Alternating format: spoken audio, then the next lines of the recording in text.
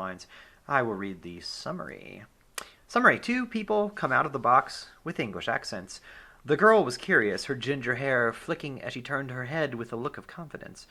The man, on the other hand, clad in a bow tie and suspenders, seemed very confused. Yeah, I hit something. That shouldn't be possible. There shouldn't be anything in the time stream, and definitely not around these parts. And definitely not. You clamber to your feet. Clamber? No, you slide to your feet with cool indifference and make yourself known, interrupting them. What you're looking for. Alright, take it away, narrator. Alright. Hold on, I need a link. I lost the card. I had the card. Okay, I will post it in chat then. Thank you. There you go. Alright. I need to prepare my throat for the onslaught that is being Carcat. Good luck. That is completely fair. I'm going to start now. Yes. As much as you expected it still took you by surprise. You have your first fan. Oh, this is Carcat. Everything in italics is Carcat. Yeah. Oh, okay. So I've been doing some more research with the help of one of my friends, who is crazy about old and dead shit. There seems to be not only one, but two time travelers in our world. The first I've spoken about before, but the second is a bit more interesting. He seems to leave a scratched record wherever he goes. This is a photo I took while I was in Italy in a museum. The exhibit said, "The symbol was etched into the wall of one of the lesser-known colosseums in ancient Rome. When it was unearthed, archaeologists and architects discovered that this was a load-bearing pole, and without this scratch, the whole building could have collapsed.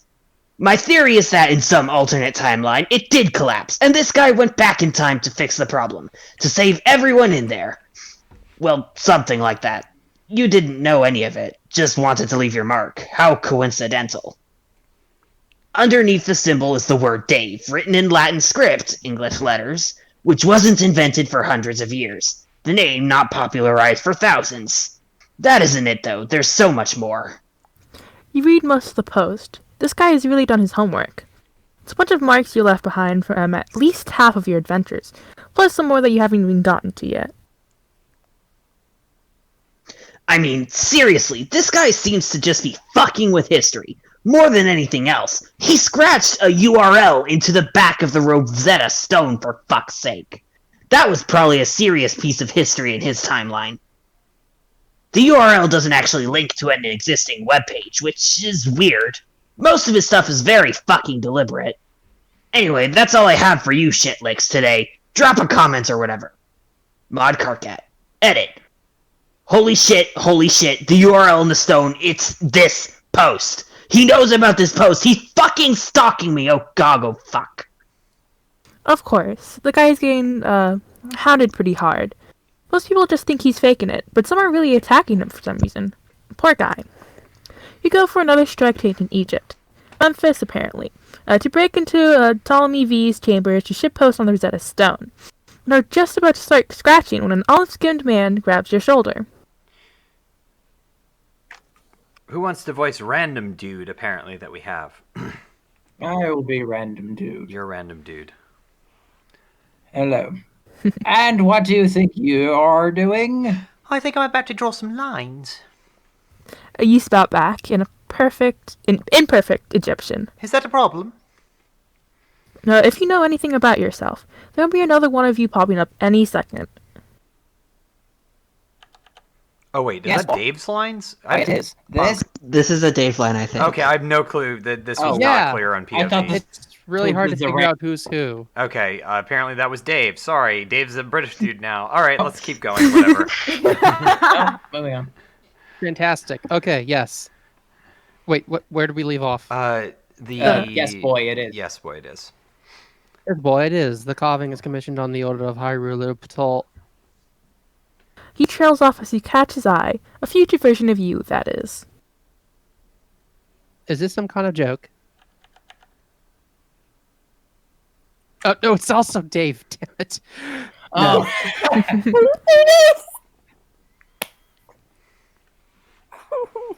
No. The other Dave kicks him in the head, knocking him out to the concrete. Well, on the concrete, correction. 7 seconds. He dip hands to you before turning to the stone. Thanks for the help. You call out before striding back 7 seconds to repeat the events all over again. The stone itself is Oh. impressive. Had you been a historian or a linguist, you would have marveled at the genius of it, even in this half-finished state.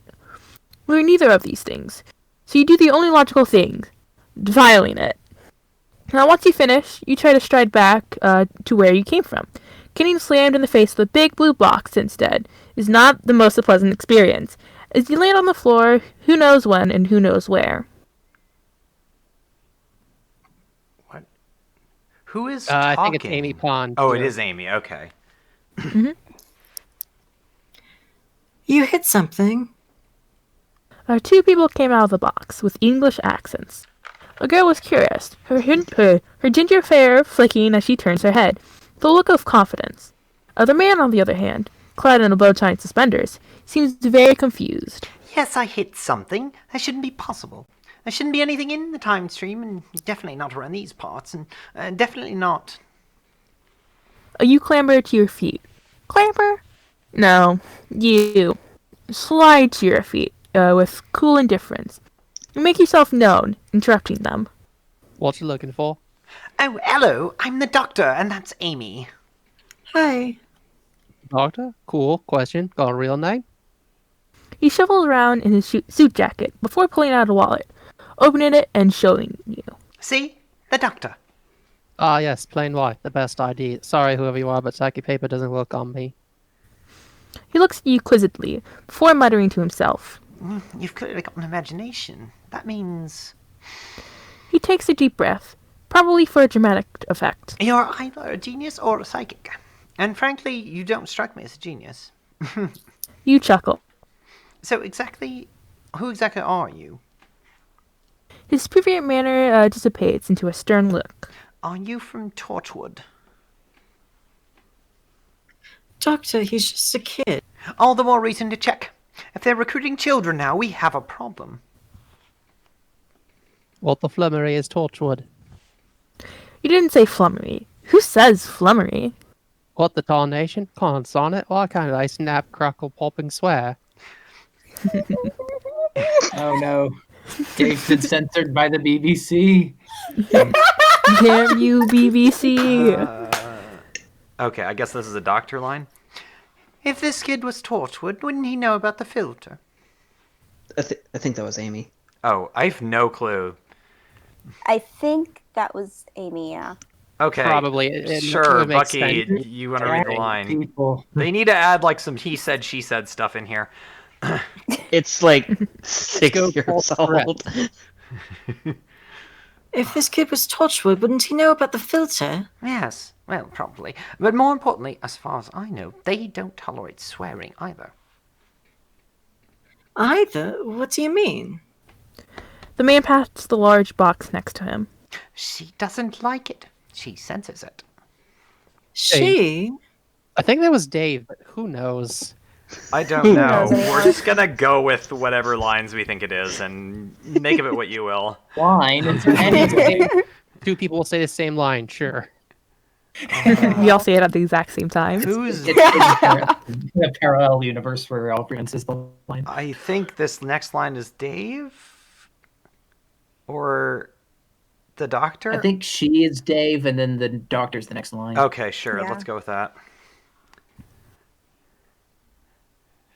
Wait, so where did we leave off? Now She, we've the established- word, the Okay. line she. Oh, yeah. She? You can ask me that, or I can ask you a better question. Why does psychic paper not work on you? These guys are clearly striders as well. However, they weren't striders. So you decided to be as vague as possible and redirect the attention. I would remember a scale I picked up somewhere. Technically, you're telling the truth. Are you guys striders? Strider's Doctor, does he mean? Strider? That's a name for it I haven't heard in a while. You aren't... No. You couldn't be... Knight? What?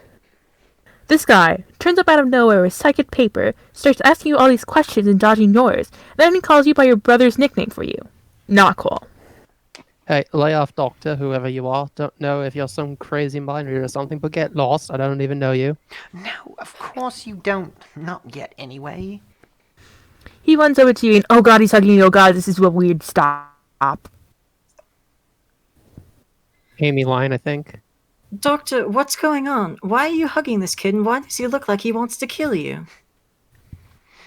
He lets go and backs off, very suddenly, apologetic. Right, sorry. You don't know me yet. Yet.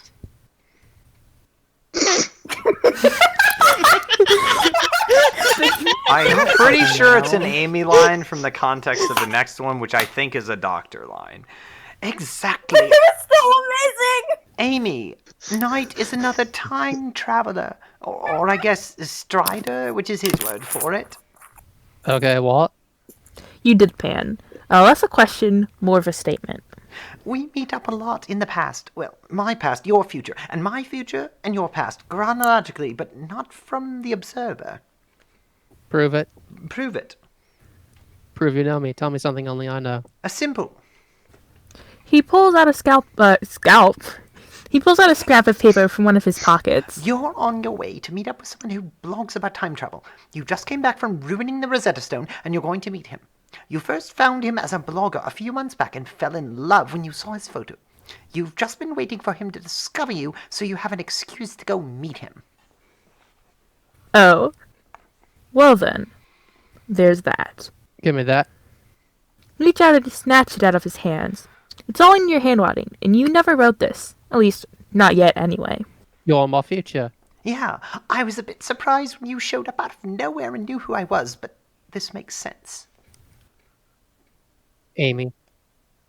Can you just, let me say the line? Yeah, don't. Bucky's got it. Doctor, The girl says, a little impatient. you still didn't answer my question. Knight and I fought together in the war. He's human, as far as I know, but he still fought for us. You meet him properly at some point when he's grown up and knows who I am. I have to go. You stride away without looking back. Far too weirded out to take in any of that. Ooh, transition scene. You look fondly back on the memory of every adventure you and the Doctor shared, and even on the terrible, terrible war that stole so many lives. The Doctor created the night on that day, and it is time for the favor to finally be repaid.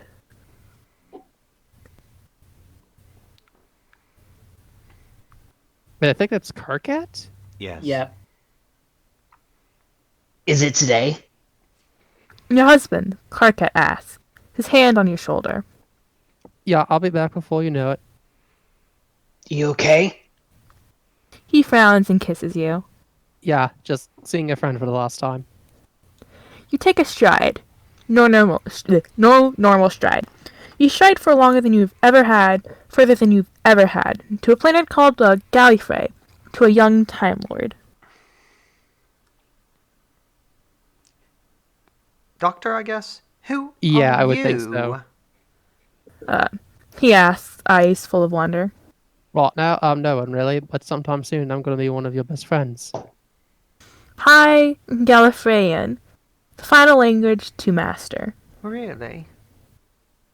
He smiles up at you and laughs, smiling back and crouching down. Yep, and you're going to go on lots of adventures that help so many people, kid. Help people? Like a doctor? Yeah, You stand to your feet, rubbing a tear from underneath your sunglasses. just like a doctor. All right. Oh, that was nice. I like that. Aw. That was cute. It was cute. A little clever little plot line there.